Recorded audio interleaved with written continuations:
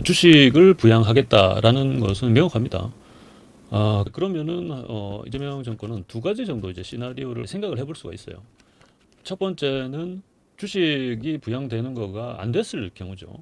원달러 환율이 이제 낮아지기 때문에 해외 자본이 유입이 되는 거는 맞습니다. 그리고 자본이 이제 유입이 되면 일단은 증시로 먼저 흘러 들어가게 됩니다. 그래서 어떤 면에서 보면은 가장 한국 주식을 부양하기 쉬운 그런 상태는 맞습니다. 근데 뭐 환율이 다시 올라간다든지 아니면은 뭐 여러 가지 리스크는 있죠.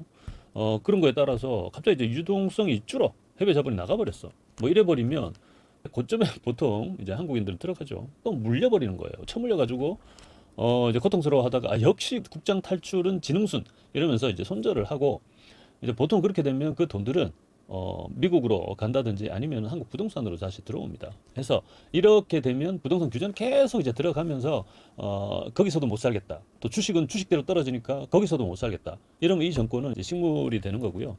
근데 주식 시장이 부양이 됐고 어느 정도 유동성이 계속 붙으면서 뭐 올해까지 내년이나 이렇게도 장이 괜찮아. 그리고 그 A 주식에서 B 주식으로 왔다 갔다 하는 순환매의 그런 선순환이 이루어지는 장세가 됐다고 하면은 얘기가 많이 달라집니다. 이런 것들을 아마 노리고 있을 거예요. 그래서 이제 기본소득에 대한 인프라, 스테이블 코인 뭐 결제 확대라고 저는 생각을 하는데 이런 것들이 이제 계속 가속화되면서 유동성이 주식 시장으로 유입되는 것을 바랄 겁니다. 그래도 서울 수도권 부동산 아파트 같은 경우에는 어느 정도 수익이 난 주식을 익절을 하면서 이제 한국 서울 수도권 아파트를 살 겁니다. 유입이 어느 정도 될 것이고 대신에 이제 국장이 화랑이 되면 여론이 지금은 이제 비등비등한데 여론이 이제 조금씩 좋은 쪽으로 이제 바뀌겠죠. 이러면은 민주당이 얘기한 이제 장기 이제 집권의 토대랄까요? 이런 것들이 이제 만들어지는 수도 있습니다.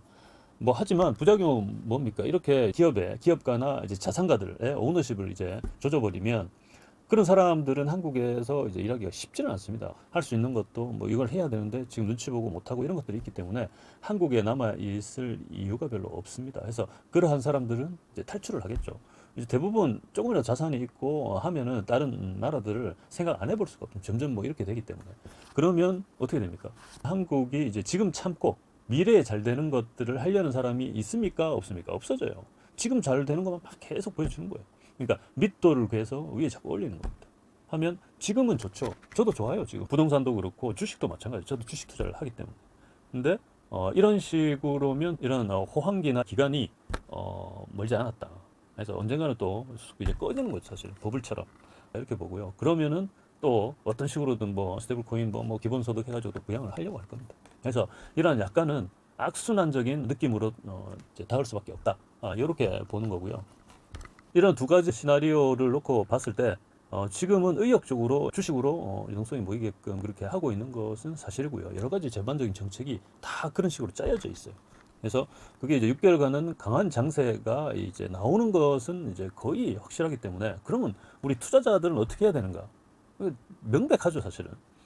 이런 유동성이 이제 올라오는 기간에는 무조건 이제 돈 말고 다른 자산에 투자를 해놔야 됩니다. 아니면은 돈 값어치는 이제 계속 없어지기 때문에 이제 가만히 앉아서 그냥 거지가 되는 거죠. 그래서 부동산은 뭐 여러 가지 규제나 또 이런 게 있지만 무주택이라면 전세를 끼고 저는 부동산을 사두시라 뭐 이렇게 또 얘기를 드리고요. 그게 아니고 주식을 하고 한번 해보고 싶다 하시면은 저는 이번 장 나쁘지 않다고 일단은 생각을 합니다. 그래서 이번 장에 테마가 될 수 있는 그런 것들을 지금 많이 오른 거는 순환매 때문에 또 이제 낮아집니다.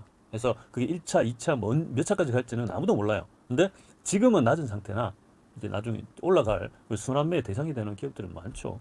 뭐 가령 삼성이나 현대차 저는 나쁘지 않다고 생각합니다. 그리고 배당주를 찾는데 현대차 우선주는 나쁘지 않습니다.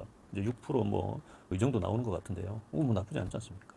그래서 그런 부분에 조금 모니터링을 하면은 이 유동성 장세에 그래도 적어도 벼락 거지는 면하지 않을까 이렇게 생각을 해봅니다.